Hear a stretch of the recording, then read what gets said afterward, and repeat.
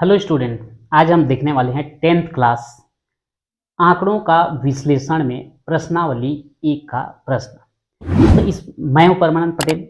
स्वागत है आपका आपके अपने चैनल पी.एन. पटेल क्लासेस पर। तो आइए देखते हैं प्रश्नावली 1 का प्रश्न।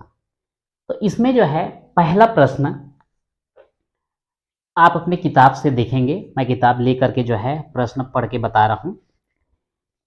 निम्नलिखित सवालों के हल खोजने के लिए आप समांतर माध्य, माध्यिका व बहुलक में से किसका प्रयोग करेंगे और किसमें इनमें से कोई भी काम नहीं आएगा, हमको लिखना है।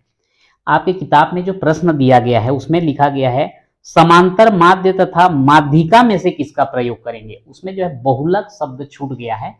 तो तीनों में आपको बताना है किसमें समांतर माध्य लागू होगा, किसमें जो है माध्यिका और किसमें जो है बहुलक। जैसे पहला प्रश्न मैं इसमें पढ़ रहा हूं, राज्य में सबसे अधिक लोकप्रिय अखबार कौन सा है। राज्य में सबसे ज्यादा पढ़े जाने वाला ही लोकप्रिय होगा। तो सबसे ज्यादा लोकप्रिय अखबार कौन सा है बोलने से हमको यहाँ पर प्रयोग करना पड़ेगा बहुलक, क्योंकि जो संख्या या जो आंकड़ा सबसे ज्यादा बार आता है वही बहुलक होता है। और यहाँ पर पूछा गया है कि राज्य में सबसे अधिक लोकप्रिय अखबार कौन सा है, ये किसके द्वारा पता चलेगा, समांतर माध्य, औसत और बहुलक में से। तो इसका आंसर होगा बहुलक। दूसरा, एक महीने में हुई औसत वर्षा कितनी है। एक महीने में औसत वर्षा कितना हुआ है इसको जानने के लिए समांतर माध्य। तीसरा है, किसी परीक्षा में 100 विद्यार्थियों ने भाग लिया, इन विद्यार्थियों में से अंकों के आधार पर सबसे बेहतर प्रदर्शन करने वाले 50 विद्यार्थी कौन से हैं। तो इसके लिए आएगा माध्यिका, क्योंकि माध्यिका एक ऐसी राशि है जो ठीक बीच वाले को बताती है, उससे बाकी जो है 50% कम और बाकी जो है 50% ज्यादा। तो यहां पर 100 में से 50 विद्यार्थी जो बेहतर प्रदर्शन कर रहे हैं, बोल रहे हैं, तो वो जो है माध्यिका के ऊपर वाला होगा। तो इसलिए यहां पर प्रयोग होगा माध्यिका। चौथा, जनवरी के महीने में पेट्रोल का औसत दाम कितना रहा, समांतर माध्य। कौन से खिलाड़ी ने अंतरराष्ट्रीय क्रिकेट में अभी तक सबसे ज्यादा विकेट लिए हैं, बहुलक। दावत में बुलाए गए 20 व्यक्तियों के लिए कितनी चपातियों की व्यवस्था करनी पड़ेगी, यह तय करने के लिए समांतर माध्य। किस महीने में ज्यादा बारिश होती है, इसके लिए जो है समांतर माध्य, माध्यिका और बहुलक में से किसी का उपयोग नहीं होगा। तो ये जो है आप किताब से देखेंगे प्रश्न। मैं प्रयास करूंगा कि आपको साइड में जो है इसका क्वेश्चन जो है दे दूं। आइए देखते हैं दूसरा प्रश्न। 10 महीनों में हुई वर्षा मिलीमीटर में। यहां पर 10 दिन में जो वर्षा हुआ है वो मिलीमीटर में दर्शाया गया है। इन आंकड़ों के 10 महीनों में हुई वर्षा मिलीमीटर में के आंकड़े निम्नलिखित हैं। यह आपको आंकड़ा दिया गया है 10 ठो। इन आंकड़ों से औसत वर्षा ज्ञात कीजिए। तो यहां पर जो है सीधा सीधा हम क्या करेंगे, यहां पर सूत्र लगा देंगे, औसत बराबर आंकड़ों का योग बटे आंकड़ों की संख्या। यहां पर आंकड़ा शब्द मैं लिख दिया हूं, आपको मैं बताया था प्रेक्षण। तो एक काम करता हूं, इसको मिटा ही देता हूं, कंफ्यूजन नहीं होना चाहिए। तो यहां पर हम लिख सकते हैं प्रेक्षणों का योग बटे प्रेक्षणों की संख्या। ठीक है। अब यहां पर प्रेक्षणों का योग बोलने से ये पूरे को लिख करके आपको जोड़ना पड़ेगा। तो लिख देते हैं 243.50, 266.0, 347.70, 240.0, 325.20, 264.80, 356.30, 211.60, 246.90 और 282.70 और बटी प्रेक्षणों की संख्या। टोटल कितने प्रेक्षण है 10, तो बटे में क्या आ जाएगा 10। अब ऐसे में जोड़ने में थोड़ा सा सुविधा तो होता है, लेकिन हम प्रयास करते हैं ऐसे ही जोड़ने का। ये 0 0, ये भी 0 0, ये भी 0, पूरा 0 0 है, यहाँ भी यहाँ भी यहाँ भी यहाँ भी और लास्ट में भी, तो सबका 0 0 है, तो यहाँ भी हम 0 लिख दिए। उसके बाद सेकेंड वाला देखते हैं 5 5, हाँ यहाँ पर तो 1 0 दिया था तो इसी में काउंट होगा। 5 और ये 7 7 5 12 12 12 और 2 14 14 और 8 14 6 20 2 22 22 और 3 25 25 और 5 30 और 1 31 31 और 9 हो गया 40 40 और 7 हो गया 47। तो 47 का यहाँ हम लिख देंगे 7 और हासिल कितना आ जाएगा 4। ठीक है, अब इसके बाद जो है या फिर 4 को जोड़ते चलें। ये 4 3 7 7 और 6 7 और 6 हो गया 13 7 6 13 13 और 7 20 20 20 5 25 25 25 25 4 29 29 30 35 35 1 36 36 36 4 40 2 42 42 42 और ये तो 44 44 का 4 हासिल फिर 4 आएगा, लेकिन उसको जोड़ते हुए चलेंगे। 4 और 4 8 8 और 6 14 14 4 18 18 4 22 22 2 24 24 और 6 30 35 36 40 40 और ये 8 48 का 8 हासिल 4, फिर उसको जोड़ दो। 4 और 2 6 2 8 3 11 2 13 3 16 16 2 18 3 21 21 22 23 24 25 25 26 27, ये हो गया 27। अब यहाँ पर इस जगह दशमलव है और बटे में कितना 10। अगर हम इससे इसको भाग दें तो ये दशमलव जो है एक स्थान और खिसक जाएगा, तो ये आ जाएगा 278.47।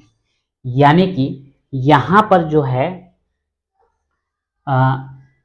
ये भी किस में आएगा मिलीमीटर में आएगा, तो ये जो है औसत वर्षा हो जाएगा 278.47।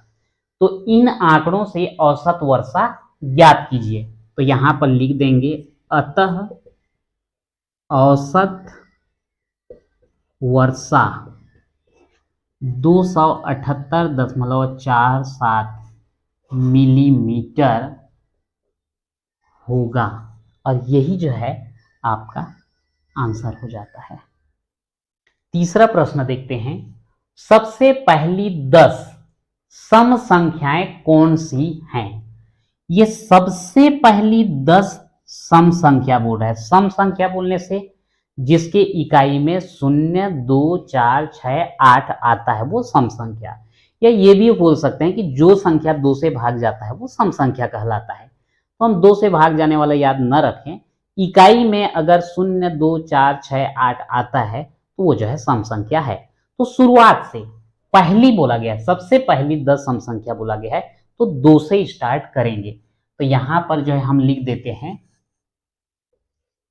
सबसे पहली 10 सम संख्या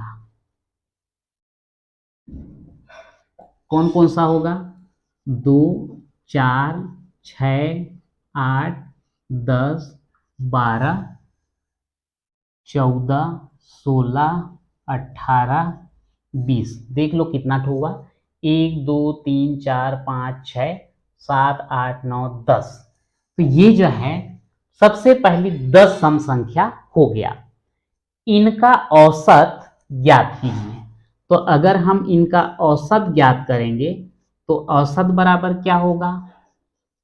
प्रेक्षणों का योग बटे हो जाता है प्रेक्षणों की संख्या।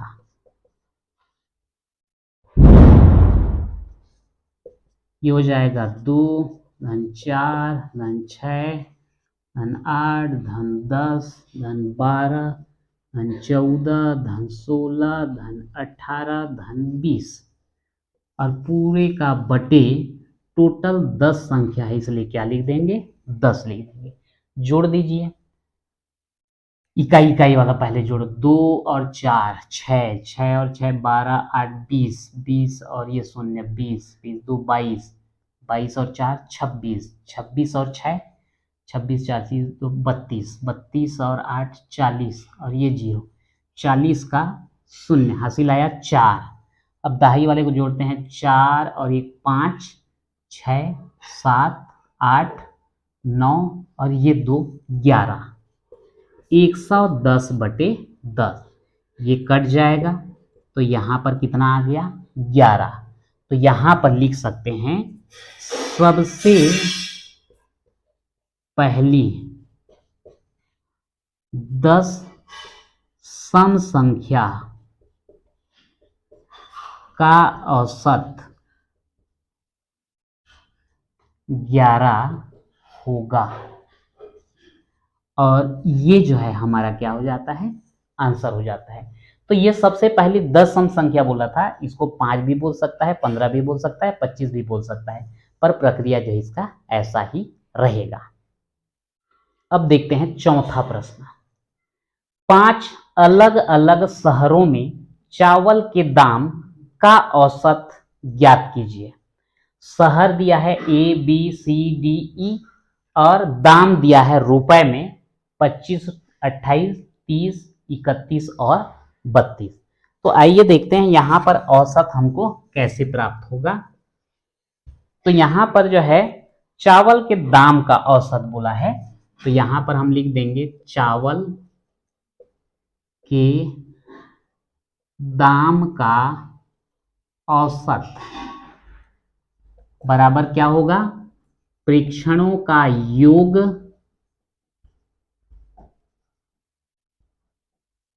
बटे हो जाएगा प्रेक्षणों की संख्या।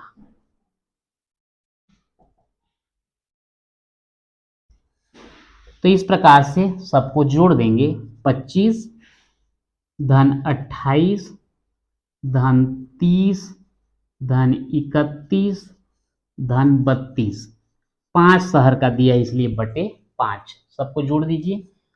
5 और 8, 8 5 13 और 0 13, 14 और 2 16 का 6, हासिल आया कितना 1, 1 और ये 2 हो जाएगा 3 2 5, 3 8, 3 11 और 3 14, 146 बटे 5।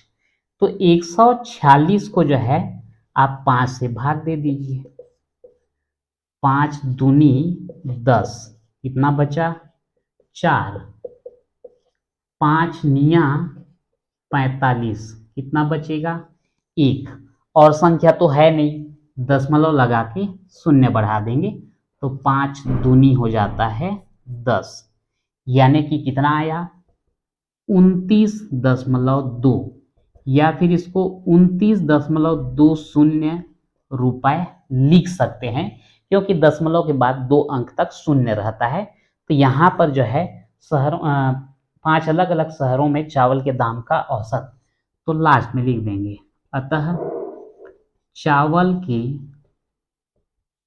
दाम का औसत बराबर क्या हो जाएगा 29.20 रुपए, और ये हो जाएगा आंसर। अगर यहाँ पर 29.2 भी लिखता है तब भी सही है, 29.20 लिखता है तब भी सही है। तो इस प्रकार से जो हम प्रश्नावली 1 में जो है प्रश्न क्रमांक 1 से लेकर के 4 तक का कवर किया है। तो आज के वीडियो में इतना ही, मिलते हैं नेक्स्ट वीडियो में।